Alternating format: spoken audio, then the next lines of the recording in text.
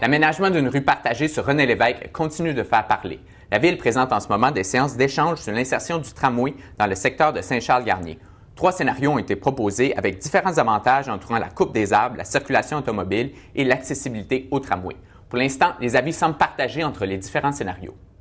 Alors, il y a des gens qui viennent dire « couper 32 arbres, c'est grave, on ne devrait jamais sous aucun prétexte le faire, parce que c'est vrai que c'est important. » Puis il y a d'autres gens qui disent « oui, mais ça va repousser et le coût de renonciation, à ce qu'on perd, c'est problématique. » Au final, même si le questionnaire était très partagé, on aura une décision à prendre.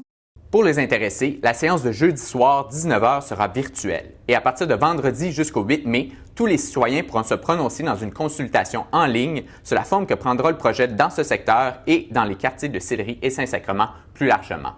Sortons maintenant de la Ville pour parler de la sauvegarde du caribou forestier qui continue à alimenter la discorde entre le provincial et le fédéral.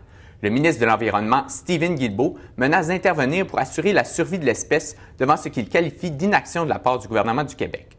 Or, on a appris que le premier ministre François Legault a transféré le dossier à la ministre des Relations canadiennes, Sonia Lebel, qui assurera dorénavant le suivi avec Ottawa.